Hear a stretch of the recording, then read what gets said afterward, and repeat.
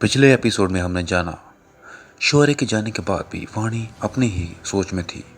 उसका दिमाग शौर्य की बात पर भरोसा नहीं कर पा रहा था, लेकिन दिल उसे मानने को मजबूर कर रहा था। वाणी जल्दी से तैयार हो गई। हल्की गुलाबी साड़ी में, माथे पर बिंदी और मांग में सिंदूर के साथ उसका सादगी भरा नूर उसे और भी प्यारा बना रहा था। वाणी शौर्य को नजरअंदाज कर खिड़की के बाहर देखने लगती है, जबकि शौर्य अपने काम में व्यस्त रहता है।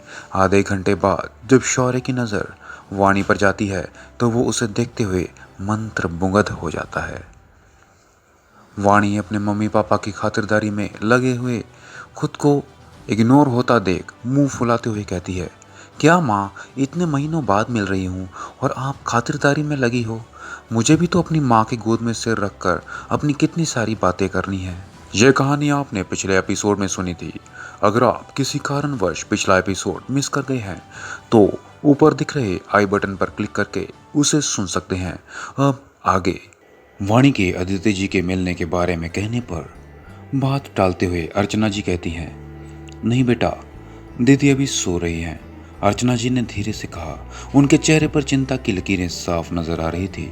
उनकी तबीयत ठीक नहीं है, बाद में मिल लेना जब वो थोड़ा बेहतर महसूस करेंगी।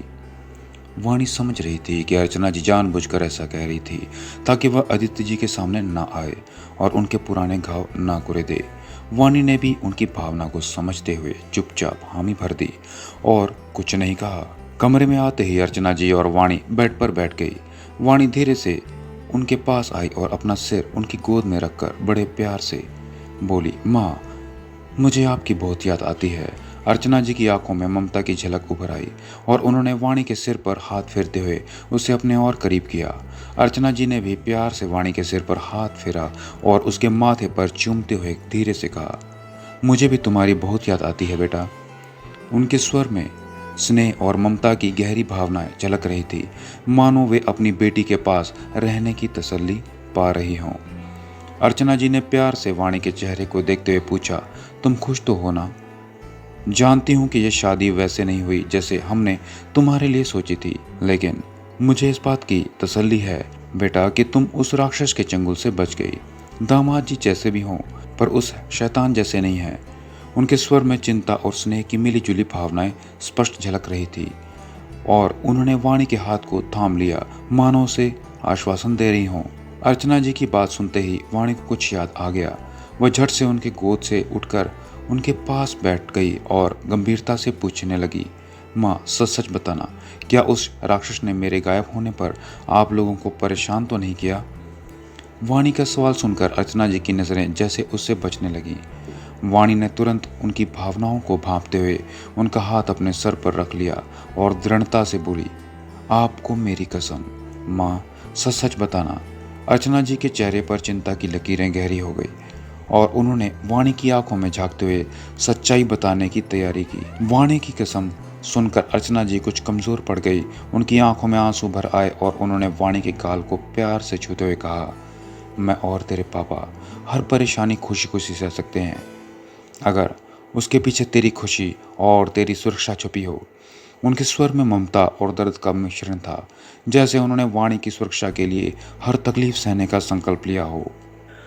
अर्चना जी की आंखों में आंसू झिलमिला उठे। उन्होंने वाणी के गाल को प्यार से छूते हुए कहा, मैं भगवान का लाख लाख बार शुक्रिया करती हूँ कि मेरी बेटी की किस्मत में उस राक्षस की बेड़ियों के बजाय दामाद जी के साथ पवित्र बंधन में बंधना लिखा था। मेरी लाडो, तू खुश है ना? वहाँ सब ठीक है ना? उनके स्वर में स्नेह और चिंता की गहरी भावनाएं स्पष्ट थी, जैसे वे अपनी बेटी की खुशियों को और सुरक्षा की तसल्ली चाहती हों। अपनी माँ की बात सुनकर वाणी की आंखें नम हो गईं। उसने अपने दोनों हाथों में अर्चना जी का हाथ थामते हुए विश्वास के साथ कहा, हाँ माँ, मैं बहुत खुश हूँ। आपको पता है वहाँ घर में सब मुझे कितना मानते हैं।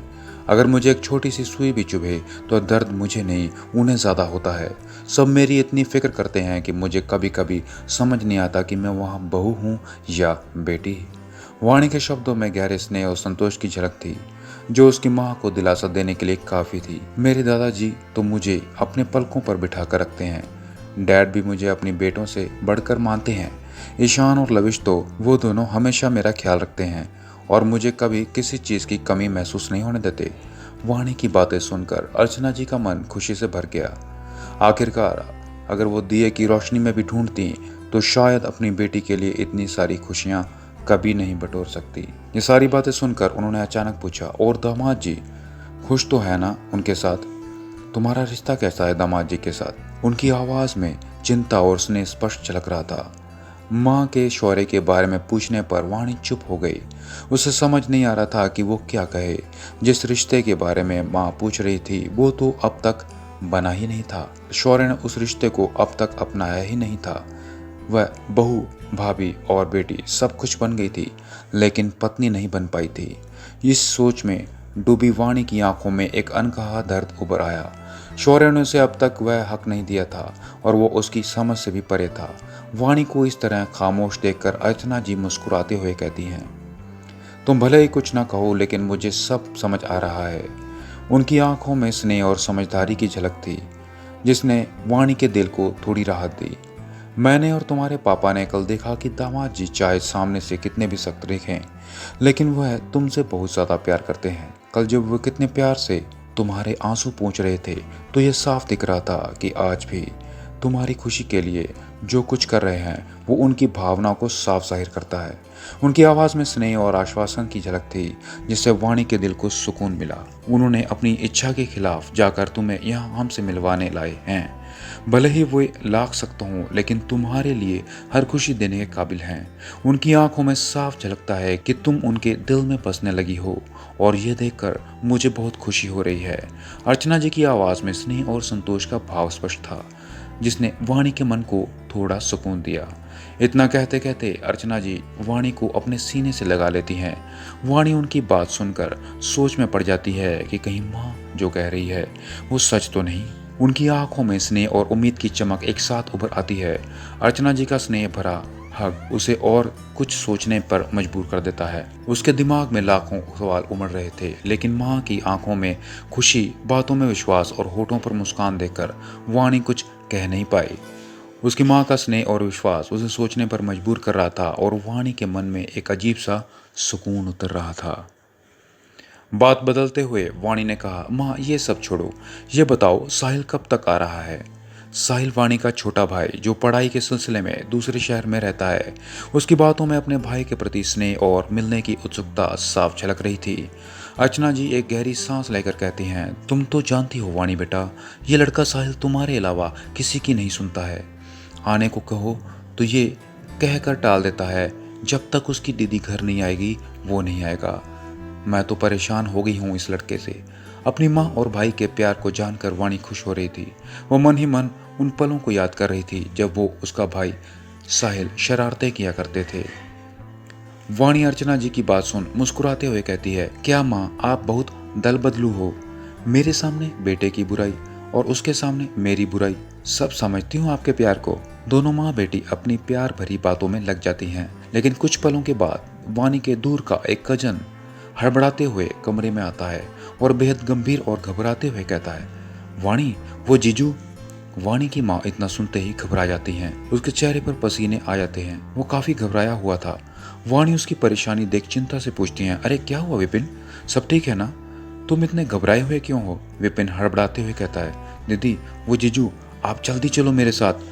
वाणी समझ गई जरूर कुछ न कुछ बड़ी प्रॉब्लम हो गई है। इतना बोल विपिन वाणी का हाथ पकड़कर उसे नीचे ले जाता है। इस समय विपिन बेहद घबराया हुआ था। वाणी और अर्चना जी काफी घबरा गई थी। वो दोनों जैसे ही नीचे देखती हैं तो शॉक हो जाती हैं। दोनों के चेहरे पर हवाइयां उड़ जाती हैं। आखिर ऐसा उन्होंने क्या देख लिया था? क्या सच में शौर्य अंदर ही अंदर वाणी से प्यार करने लगा था? आखिर ऐसा कौन सा डर था जो वाणी के माता पिता के मन में था? वाणी की माँ किस शैतान की बात कर रही थी? जानने के लिए सुनते रहिए मजबूरी की शादी का अगला एपिसोड सिर्फ मिथ स्टोरी यूट्यूब चैनल पर। अगला एपिसोड सुनने के लिए मिथ स्टोरी चैनल को अभी सब्सक्राइब कीजिए।